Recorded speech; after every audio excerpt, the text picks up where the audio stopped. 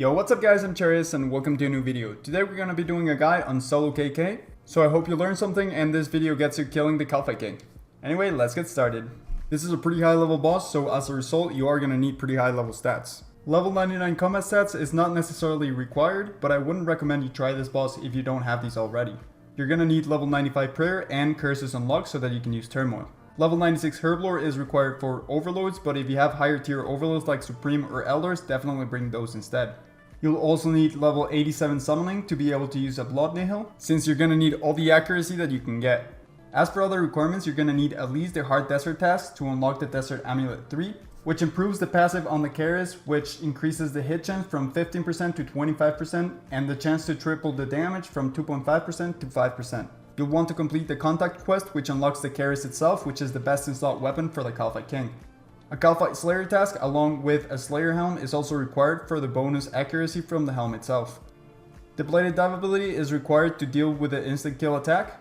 The devotion ability is also used in dealing with a green attack. It's not absolutely required, but it's much easier to use than its alternatives that I will show later on the video. The recommended items are things that are going to speed up your kills a lot but are not required to camp this boss efficiently.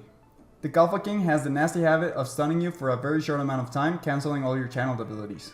He also likes to stall for enough time for your Greater Barge to activate. Greater Barge will allow you to bleed your assault almost every time, which will result in a big DPS increase. As with any other boss, the ZGS Godsword special attack will result in a big DPS increase as well, if you know where to use it. I will show you the best times to use your ZGS spec later on the video. If you have one, make sure to bring a tier 80 or tier 90 defender in order to be able to get perfect chitin drops. After you get all three you need for your tier 90 defenders for range, mage, and melee, you can disassemble the rest for free rumbling components. The 120 Slayer Cape is really useful if you plan on camping this boss for a long time. Its perk will allow you to select your own Slayer task from time to time so you can pick Kalphites and go back to the fight without wasting any Slayer points. Finally, you can unlock the Anachronia Slayer Helm stand by upgrading your Combat Lodge to level 3, which will allow you to get the bonuses from the Slayer Helm while wearing a better helm instead. Next up, we're going to move to the loadout, starting with the inventory. I bring Elder Overload, Supreme Prayer Renewals, and Weapon Poison +++ since KK is poisonable.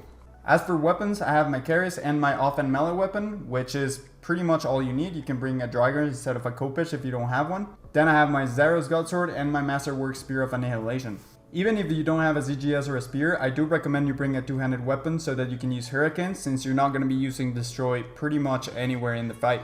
I'll explain why in detail later on the video, but it's basically because you don't want to stun KK and the Destroy ability stuns twice. Next up, I have a rune pouch with runes for Disruption Shield, which you don't have to bring because I rarely ever use it, but I like to have it just to be safe. Then we have the Enhanced Excalibur for healing, an Adrenaline Renewal Potion, and my main ring, which is an Asylum Surgeon ring. If you're not comfortable with KK yet, just bring a Ring of Death just in case something goes wrong. As for my equipment, I have Trim Masterwear along with Cinderbane gloves, which will boost my poison damage, and Laceration boots, which will allow me to bladed dive with one weapon equipped. This is where the Slayer helm stand in Anachronia is very useful, since I can still bring 3 pieces of Masterwork to get the effect. Laceration boots are important because sometimes KK will catch me with its instant kill attack while wearing my ZGS or Spear, which means I wouldn't be able to bladed dive away to deal with the attack if I wasn't wearing the Laceration boots. You'll understand this better later when I explain how to deal with the instant kill attack. Next up, we have a Kiln Cape, a Desert Amulet 4 for the improved Karis effect, a Ring of Vigor. Then I have a Dragon Battle Axe to use the special attack before I go into the fight for that little bit of extra damage, Defender, and a Grim, which you definitely don't have to bring. You can use a Vampirism Scrimshaw instead to heal, or a Scrimshaw off attack for that little bit of extra accuracy. And finally, Armor Spikes for that extra damage. Since KK bleeds you a lot, the spikes go off in every hit, so the damage does add up. You're gonna want to use a Berserk Aura for extra damage, and a Blood Nihil Familiar for extra accuracy. Moving on to mechanics and starting up with the phases. KK has 3 phases and can switch between them at random. The melee phase is indicated by the color yellow, and you're gonna want to pray melee. The range phase is indicated by the color green, and you're gonna want to pray range. And finally, the magic phase is indicated by the color blue, and you guessed it, you want to pray mage. Once you're more experienced, you can actually use soul split on this phase. The dig mechanic is really straightforward. KK is going to go underground and pop up under you after a few seconds. When you see him pop up, just surge away. Next up, we have the charge, where KK is going to charge wherever direction he is currently looking at. He will stop and prepare for the attack, so you have more than enough time to move away whenever you see that. KK will spawn minions twice throughout the fight.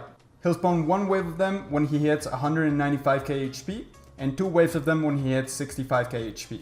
In each wave, all of the minions are gonna spawn on the west side of the arena, except for one, which will spawn right next to you. This means that at 65k HP, 2 minions will spawn on you since it spawns 2 waves. Whenever minions spawn, he's gonna stun you for 3 ticks, and that stun is gonna skip the next attack on KK's rotation. This won't make sense to you right now, but it will in a little bit when we go over the attack rotations, but it's really important, so just keep it in mind. The best way to deal with the minions is to not deal with them at all, so since most of them spawn on the west side of the arena, you want to hog the east wall as much as possible throughout the fight. For the green aura attack, KK will spawn a green orb around him, and any damage you do will heal him instead of damage him. It will last for a few seconds, and it will usually flash 3 times. When you see it flash the 3rd time, that means you can hit him again. So just get off KK until that orb goes away. The red aura is the opposite of the green aura, and KK will heal any damage that he does to you. You don't really have to worry much about this. The final and most dangerous mechanic is the instant kill. This is what makes soloing especially tricky, since dealing with this mechanic in a group is not as difficult as doing it in a solo. KK will stun you for 8 seconds, and if it's not dealt with it properly, it'll hit you for a 32k or a 24k if you're playing melee. Learning how to deal with this attack is the main thing you need to know in order to be able to solo KK. This is why this video has a specific section on how to do it, and we'll go over it after we look at KK's attack rotation. Kalphite King has a set attack rotation which is the same no matter what phase it's on. The rotation is 2 abilities, then a special attack, 2 more abilities, another special, and finally 2 more abilities and another special, and then it starts over. On melee phase, Kalphite King only does 3 different abilities, which are Dismember, Quake, and Slaughter. This means the first ability is going to be the same as the 4th one, the second one is going to be the same as the 5th one, and so on. On the melee phase, you don't need to worry much about abilities except for Slaughter. Moving after he's used Slaughter will cause the damage on the bleed to triple, which means you can get up to a 2.7k bleed, which could be lethal. As for special abilities on the melee phase, the first one is Kick, which will knock you back 1 square, cancelling channel abilities. The second one is the Charge that we talked about before, you just want to move out of the way of that one. And finally, the third one is the instant kill mechanics. So you want to know when that's coming, you just want to count 2 attacks after the charge. As you can see, the range rotation is the same as melee, so you got 2 attacks a special, 2 attacks a special, and 2 attacks another special. As for the regular abilities, you don't really need to worry about them. There's not much you can do except for using Freedom whenever you get bound and trying not to move whenever he uses Fragmentation Shot. As for the special attacks, the first one is a mini stun, which will stun you for about 3 ticks. This time the instant kill attack is on special number 2, and finally you got a dig on special number 3. Finally, we got the magic phase, which is the least dangerous of them all since there's no instant kill mechanic on this phase. In this phase, the regular abilities are different. Instead of KK attacking you directly, he's gonna shoot orbs which will land on the ground and blow up after a couple of seconds. This means you can move around to dodge every single ability. Although the only ability that is really a threat is Wall Magic, which you can identify because it shoots 2 orbs instead of 1. And this is the perfect time to use Slaughter and walk through KK so that you triple the damage as well as moving away from the 2 orbs. As for specials, you got the mini stun for the first one, the dig for the second one, and finally the charge for the third one. Next up, let's talk about skips. You can skip attacks on KK rotation by using stuns on him. You usually want to use your stuns to skip special attacks. But you can only skip special attacks 1 and 2 in the rotation, which means you can't skip the instant kill on the melee phase, but you can do it on the range phase. If you stun KK right before the 3rd special attack, you might make it so that it does it twice, which sucks in the range phase because you waste a lot of time by him digging twice, but it especially sucks in the melee phase because you're gonna deal with a green twice. The only thing that can skip the 3rd special attack is the minion spawns, so just make sure you're paying attention when they spawn so that you see what it skipped. Okay, it's time to learn how to deal with the green or the instant kill attack. The first thing you need to know is you don't need to die if you do get greened. This is very important to know when you're learning because you are going to get greened a lot. After KK greens you, your freedom is going to go in a 6-second cooldown. Once the timer hits 1 second, you want to spam your freedom and spam click your 1-click teleport away. In this case, I'm using War's Retreat, and you'll be out and safe with no problems. Now let's see how to deal with the green attack on the ranged phase. Remember how we talked about skips and how you can actually just skip the green altogether in the range phase? Well, that's exactly what you're gonna do to deal with this mechanic. As you can see on screen now, I just used backhand to stun KK, and that makes it go to the next attack. Now let's see that again and see what's happening. It starts off in magic phase, but it switches to range phase and immediately does one attack. Then another one. And then as you can see on the debuff bar, I get the mini stun. There's one more attack. And there's the second one, and that's where you want to stun it to skip the instant kill. This is exactly why all of our loadout is based around accuracy and hit chance, because if you miss this stun, you're gonna get green and you're gonna have to teleport away and restart the kill. Now onto how to deal with the green on the melee phase, which is a little bit more complicated than ranged. For this one, you want to use Freedom 2 attacks after the charge, so right before the instant kill attack. Freedom is the only ability that works here, so do not try to anticipate, just use Freedom. Once you get green, you're gonna get an 8-second stun on your debuff bar. Look at that timer, and once it hits 3, Bladed Dive away. Once you Bladed Dive away, keep looking at that timer, and once it's about to run out, switch to a shield and use Resonance, or use Devotion with Melee Prayer up. I'd recommend to use Resonance if there are no minions around, but if there is at least one, just use Devotion and be safe. Let's take a look at this one again and break it down. So this one is right at the beginning of the fight. I start with my Berserk, and then it does one attack, and then a second one. At this point the minion spawns, so they skip the first special.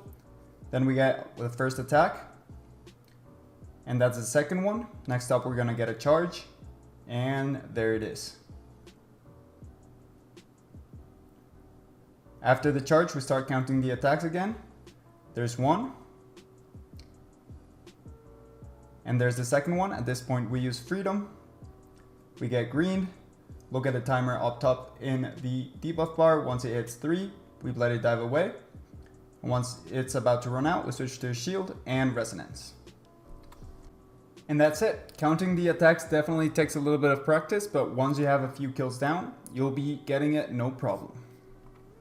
Keep in mind, for this one you can use Resonance, Devotion, Disruption Shield, or either Barricade or Immortality if you're in a tough spot and you have 100% adrenaline. Now let's get into how to improve your kill times and get more kills per hour, starting with using Anticipation. There's basically 3 places where you want to use Anticipation throughout the fight, and the first one is right before KK spawns. KK will spawn about 10 seconds after you walk into the arena, so you want to use Anticipations about 1 second before he spawns. The reason for this is that KK uses Binding Shot on the first attack if he spawns on range phase, and Impact on the second attack if he spawns on mage phase. Using Anticipation before he spawns will guarantee that you won't get bound by the range attack and you won't get stunned by the mage attack. The second place is after a dig in the range phase right before you surge. Since you can surge away whenever surge is on global cooldown, you can use Anticipate and then immediately surge away from the dig. This will give you a free 10 seconds stun free. The third place is while KK is charging in the mage phase. You can deal damage while he's charging, so just anticipate and get back into the fight whenever he stops.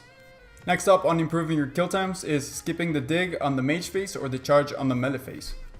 You do this by stunning KK right before he does the attack, just like you would skip the green on the range phase. As you can see here, he's doing the charge, which is the last special on the rotation, so now he's gonna do 2 attacks, so 1, and then 2. Then he's gonna do the mini stun, then 1 attack.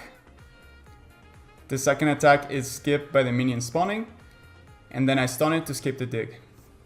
And he goes straight to the next attack. You can also speed up the charge in the melee or even the magic phase by standing directly next to a wall. You won't skip the attack, so it will still hit you, but you won't get the animation. Just make sure it doesn't catch you with low HP, because that hit will come out fast. Next up on increasing your kills per hour is the start of the fight. You want to start by anticipating like I showed you before, and then using Berserk as soon as you see KK spawn. Once he becomes attackable, I Greater Barge over to him, I switch my period to the correct one and throw down a vulnerability bomb, as well as sip my adrenaline potion. Then I use my thresholds and pay attention to what attack the minion skipped, so I can stun KK correctly to skip the dig on the mage phase or the green on the range phase. The range and magic phase are pretty much the same, since you want to skip the second special on both of the rotations. And you want to run to the east wall on the third special to get away from the minions, since it's going to be a dig on the range phase and a charge on the magic phase. That way KK is on the east wall as well, and the second wave of minions won't hurt you.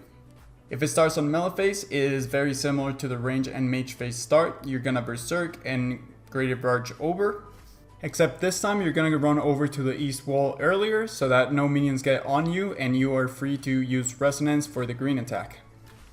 As for the minions that spawn on you, you can use AoE abilities like Flurry or Hurricane, or just kill it while Kalphite King is charging.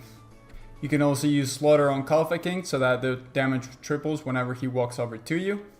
And just make sure to be counting the attacks so that you know when to use Freedom in order to save yourself from the green attack. Finally, I'm going to show you the best places to use your ZGS Special to get the most out of it. There are 3 different times you want to use your ZGS Special depending on what phase Kalphite King spawns on. If it spawns on a range phase, you're going to wait for him to do the dig, run to the east wall, anticipate and surge away. Then you're going to use Greater Barge back to him and then use your ZGS Special. If it spawns on the melee phase, you're going to do it after the green attack. So you're going to wait for him to do it, resonance it or use devotion, then use Greater Barge on Kalphite King and use your ZGS Special again. Finally, if it starts on the mage phase, you're going to wait for the charge, run to the east wall and use anticipate. Then once the charge is over, you want to use Greater Barge and use your ZGS Special. With this setup and a lot of practice, I was getting 1 to 1 30-minute kills at Kalphite King, which means about 25 kills per hour. The drop rate for a Drygor is about 1 in 43 kills, so this means you'll be getting a Drygor every 2 hours if you're on drop rate. Anyways guys, that's going to be it for this video. I do hope you enjoyed. I am going to be coming out with a loot from about 800 Kalphite King kills, so if you want to check that out, make sure you subscribe to the channel. Also leave a like if you enjoyed it, and you can click on screen out to go to my channel, my Road to Golden Reaper playlist, and a random video that YouTube will suggest for you. And I'll catch you in the next one. See ya.